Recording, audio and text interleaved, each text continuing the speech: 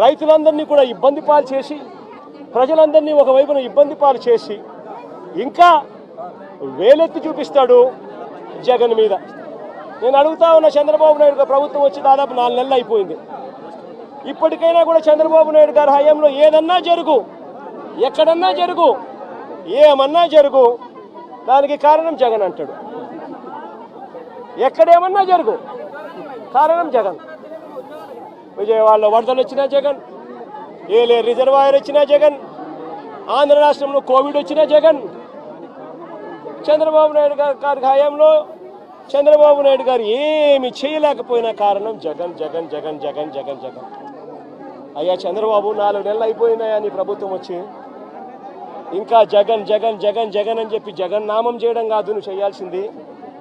రాష్ట్ర ప్రజలకు నిజాయితీతో పాలన చేయడం నేర్చుకొని అడుగుతా ఉన్నా.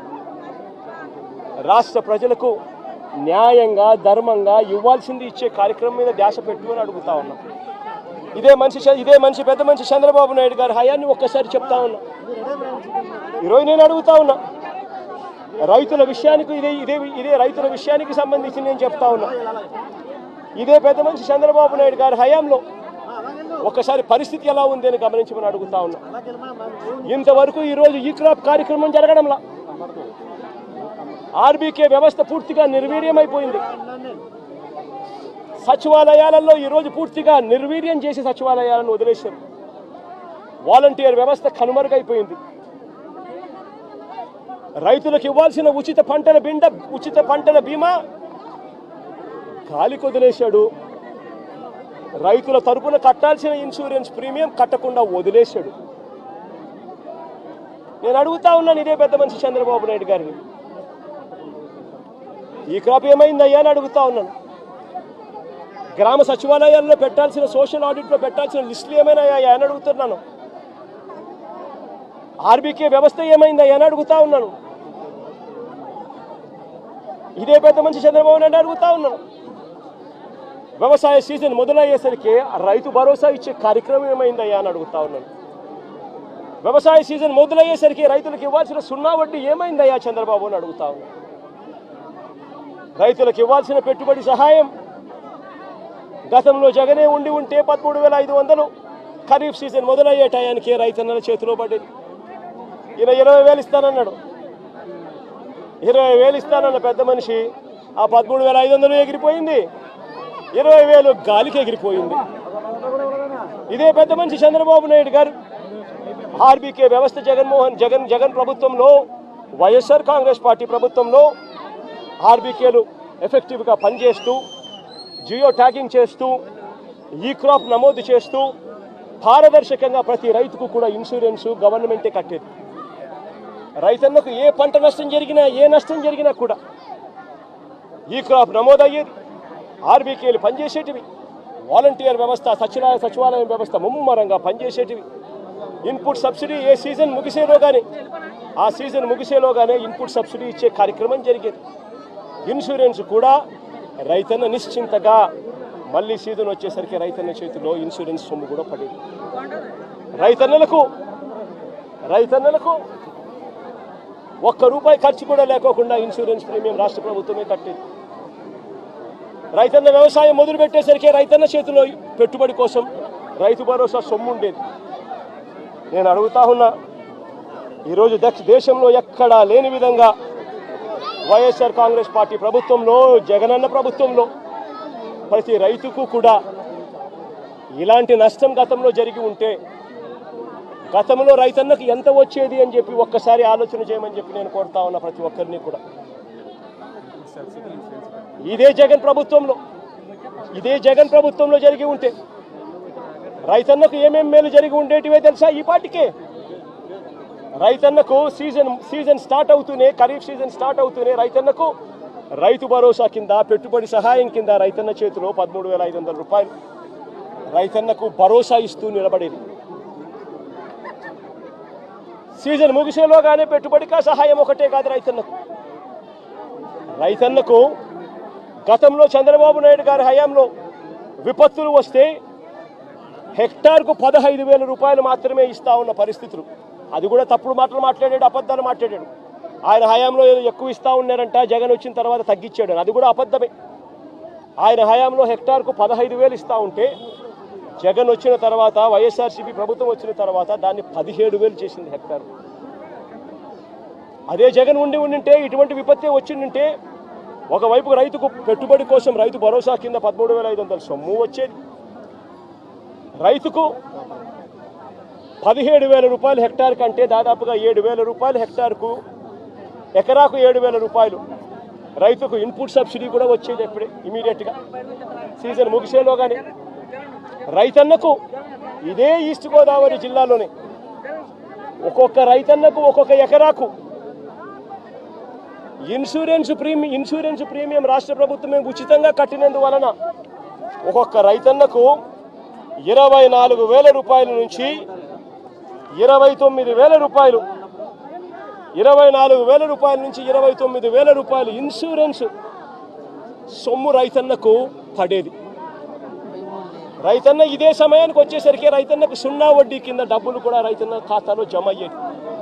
నేను అడుగుతా ఉన్నా, ఇటువంటి విపత్తే రైతన్నకు జగన్ హయాంలో వచ్చినుంటే, వైఎస్ఆర్సీపీ ప్రభుత్వ హయాంలో వచ్చినుంటే 13,500 రూపాయలు రైతన్నకు రైతు పెట్టుబడి సహాయం, 24,000 నుంచి 29,000 రూపాయలు రైతన్నకు ఇన్సూరెన్సు, 7,000 రూపాయలు రైతన్నకు ఇన్పుట్ సబ్సిడీ, 0 వడ్డీ కింద ప్రతి రైతన్నకు కనీసం 4,000 రూపాయలు, 3,000-4,000 రూపాయలు కనీసం 0 వడ్డీ కింద డబ్బు వచ్చేది. అన్ని లెక్కేసుకుంటే రైతన్నకు కనీసం అంటే 40,000 నుంచి 45,000 రూపాయలు రైతన్నకు ప్రతి ఎకరాకు వైఎస్ఆర్ కాంగ్రెస్ పార్టీ ప్రభుత్వమే ఉండింటే, జగనే ఉండింటే ప్రతి రైతన్నకు వచ్చేది. కానీ ఈ పెద్ద మనిషి ఏం చేస్తూ ఉన్నాడు? ఆలోచన చేయమని అడుగుతా ఉన్నా. జగన్ 7,000 ఇస్తా ఉన్నాడు, నేను 10,000 ఇస్తా ఉన్నాడు అని, నేను 10,000 ఇవ్వబోతున్నాను అని చెప్తా ఉన్నాడు. ఆయన 10,000 ఇవ్వబోతా ఉన్నాడు. ఎవరికి ఇస్తా ఉన్నాడు?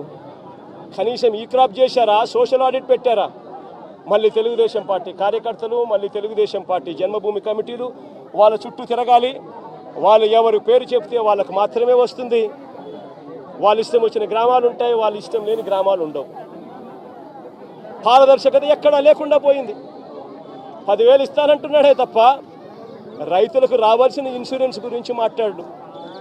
రైతులు నష్టపోతా ఉన్న 24,000 నుంచి 29,000 రూపాయలు ఎకరాకు రైతన్న నష్టపోతా ఉన్న ఇన్సూరెన్స్ గురించి మాట్లాడు. రైతన్నలకు ఇవ్వాల్సిన 0 వడ్డీ గురించి మాట్లాడు. రైతన్నకు రైతు భరోసా కింద నష్టపోయిన 13,500 రూపాయల గురించి మాట్లాడు. ఇవన్నీ రైతు నష్టపోయాడు అన్న సంగతి తెలిసి ఉన్నా కూడా ఈ పెద్ద మనిషి చంద్రబాబు నాయుడు మాట్లాడు. అదే అప్పట్లో వైఎస్ఆర్ కాంగ్రెస్ పార్టీ ప్రభుత్వం ఉన్నప్పుడు, జగన్ ప్రభుత్వం ఉన్నప్పుడు చంద్రబాబు నాయుడు గారి ప్రభుత్వానికి మధ్య తేడా ఒకసారి చూస్తే 2014 నుంచి 19 మధ్య, అంటే చంద్రబాబు హయాంలో ఎంత ఇన్సూరెన్స్ ఇచ్చారు అని అంటే 30,85,000 మంది రైతన్నలకు మాత్రం 3,411 కోట్ల రూపాయలు మాత్రమే ఇచ్చాడు. అది కూడా రైతన్నలు వాళ్ళ ఇన్సూరెన్స్ ప్రీమియం వాళ్ళు కడితే. ఈయన చేసేదేంటి, ఇచ్చేదేంటి? రైతన్నలు ఇన్సూరెన్స్ ప్రీమియం వాళ్ళు కట్టుకుంటే వాళ్ళకి ఇన్సూరెన్స్ సొమ్ము 3,411 వచ్చింది, 3,411 కోట్లు వచ్చింది. అది 30,85,000 మంది రైతులకు మాత్రమే. అది కూడా ఇన్సూరెన్స్ ప్రీమియం కట్టగలిగిన కెపాసిటీ ఉన్న రైతులకు మాత్రమే. అదే జగన్ హయాంలో ఏకంగా 54,55,000 మంది రైతన్నలకు ఇన్సూరెన్స్ సొమ్ము వచ్చిందంటే తెలుసా? 7,802 కోట్ల రూపాయలు. ఒక్క రూపాయి కూడా రైతన్న ఇన్సూరెన్స్ ప్రీమియం కట్టాల్సిన అవసరం లేకుండా జరిగింది.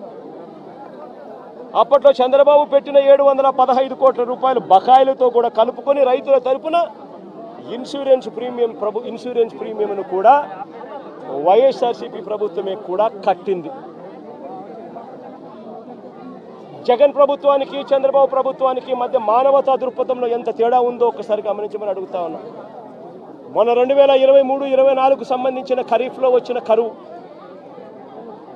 ఈ కరువుకు సంబంధించి మళ్ళీ ఖరీఫ్ వచ్చేసరికి అంటే 2024 జూన్ జూలైలో రైతన్న చేతిలో ఇన్సూరెన్స్ డబ్బులు పడాలి అని అంటే ఇన్సూరెన్స్ ప్రీమియం డబ్బులు మే జూన్లో ఇన్సూరెన్స్ ప్రీమియం డబ్బులు కట్టాలి. 1278 కోట్ల రూపాయలు చంద్రబాబు నాయుడు గారు ముఖ్యమంత్రిగా ఉన్నాడు. రైతుల తరపున జూన్లో కట్టాల్సిన 1278 కోట్ల రూపాయల ప్రీమియం తాను కట్టకపోవడం వల్ల 2023-24 సంబంధించిన ఖరీఫ్కి సంబంధించిన రైతులకు రావాల్సిన ఇన్సూరెన్స్ సొమ్మును కూడా చంద్రబాబు నాయుడు రాకుండా అడ్డుకుంటా ఉన్నాడు. నేను చెప్పే ప్రతి మాట వాస్తవం. ఊరికే జగన్ మాట్లాడుతూ ఉన్నాడు కదా అని చెప్పి జగన్ మీద అరచడం కన్నా, జగన్ మీద ఊరికే కోపం చూపించడం కన్నా, జగన్ చెప్పే ప్రతి మాట వాస్తవం కావునా కాదా అన్నది గుండెల మీద చేతులు వేసుకొని ఆలోచన చేయమని కోరుతా ఉన్నా. ప్రతి మాట వాస్తవం చెప్తా ఉన్నప్పుడు నువ్వు చేయాల్సిన పని ఏముంది? ప్రజలకు క్షమాపణ చెప్పాలి, చేసిన తప్పు ఇది అని చెప్పి ఒప్పుకోవాలి, ఒప్పుకొని ప్రజలకు మేలు చేసేదానికి అడుగులు ముందుకు వేయాలి. కానీ ఇవాళ అలాంటి ఆలోచనలు కానీ అలాంటి మంచి కానీ ఈరోజు ఎక్కడా కూడా జరగడం లేదు. ఒక్క రైతు భరోసా కింద సొమ్ము కింద మాత్రమే జగనన్న ప్రభుత్వంలో, వైఎస్ఆర్సీపీ ప్రభుత్వంలో 13,500 రూపాయలు చొప్పున ప్రతి రైతన్నకు ఇచ్చిన సొమ్మే 53,58,000 మంది రైతన్నలకు అక్షరాల 34,288 కోట్ల రూపాయలు ఒక్క రైతు భరోసా సొమ్మే. ఆశ్చర్యం కలిగించే విషయాలు నేను అడుగుతా ఉన్నా. దారి పొడుగునా ఈరోజు వచ్చేటప్పుడు అడిగిన మీ గ్రామానికి సంబంధించి వరదలో మీరంతా ముంపులో ఉన్నారు. వరుసగా మీకు ఫ్లడ్ అలర్ట్స్ ఉన్నాయి. 1వ తారీఖు నుంచి 9వ తారీఖు దాకా నీళ్లు విపరీతంగా ఉంటాయని చెప్పి తెలుసు. రిపోర్ట్లు ఉన్నాయి మీ దగ్గర. మరి వీళ్ళందరికీ కూడా రిలీఫ్ సెంటర్లకు షిఫ్ట్ చేయాలనా లేదా? వీళ్ళందరినీ రిలీఫ్ సెంటర్లకు షిఫ్ట్ చేయాలనా లేదా? అడగండి వీళ్ళందరినీ. వీళ్ళలో ఎవరినైనా ఒక్కరినైనా రిలీఫ్ సెంటర్లకు షిఫ్ట్ చేశారా? ఎవరైనా వాళ్ళందరినీ చూసుకున్నారా? ఎవరైనా వాళ్ళకు మెయిల్ చేశారా? ఇరిగేషన్ సెక్రటరీ చేయాల్సిన ఫ్లడ్ కుషన్ మేనేజ్మెంట్ చేయరు. రెవెన్యూ సెక్రటరీ చేయాల్సిన రిలీఫ్ క్యాంపులు ఏర్పాటు చేయరు. హోమ్ సెక్రటరీ చేయాల్సిన లోతట్టు ప్రాంతంలో ఉన్న షిఫ్టింగ్ చేయాల్సిన మనుషులు షిఫ్ట్ చేయరు. మరి ఏ రకంగా ఈ పరిపాలన సాగుతూ ఉంది అన్నది ఆలోచన చేయమని చెప్పి ప్రతి ఒక్కరిని కూడా విజ్ఞప్తి చేస్తూ ఉన్నా. ఇలాంటి దారుణమైన పాలన ఖచ్చితంగా పోవాలి. ప్రజలందరికీ కూడా ఈ 4 నెలల్లోనే అర్థమవుతా ఉంది. చంద్రబాబు నాయుడు గారు లాంటి అన్యాయస్తుడు తాను చేసిన మోసాలు, తాను చెప్పిన అబద్ధాలు మోసాల కింద మారుతూ ఉన్నాయి. మోసాల నుంచి ప్రజల్లో కోపం పుడుతూ ఉంది. ఆ ప్రజల కోపం పెంచుకొని ప్రజలు రోడ్ల మీదకి వచ్చి చంద్రబాబు ప్రభుత్వానికి వ్యతిరేకంగా తిరగబడే రోజు కూడా దగ్గరలో ఉంది. అది జరగకూడదు అని చంద్రబాబు నాయుడు రెడ్ బుక్ పాలన సాగిస్తూ ఉన్నా కూడా అవి ఎక్కువ రోజులు ప్రజలను అలా నిర్బంధించలేరు. ప్రజలు ఖచ్చితంగా తిరగబడతారు అని కూడా ఈ సందర్భంగా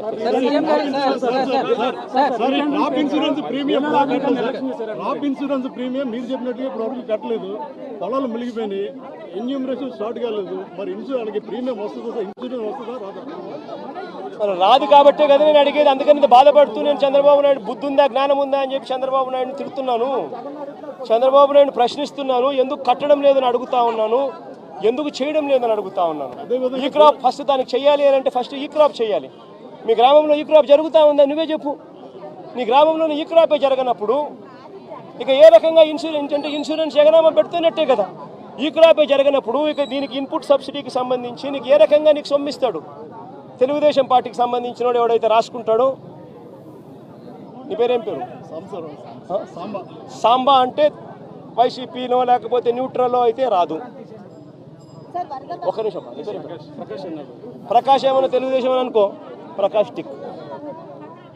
ఈ క్రాప్ లేదు, పారదర్శకత లేదు, ఇన్సూరెన్స్ ఎట్టాగు లేదు, ఇన్పుట్ సబ్సిడీ కూడా ఇప్పటి వరకు వీళ్ళకి కావాల్సిన ప్రకారం వీళ్ళకి కావాల్సినోనికి నచ్చినోనికి ఇస్తారు, నచ్చినోనికి జిల్లా స్థాయి అధికారులు కలెక్టర్ కానీ రెవెన్యూ అధికారులు కానీ వచ్చి పంట నష్టం వేసిన దాఖలాలు లేవు.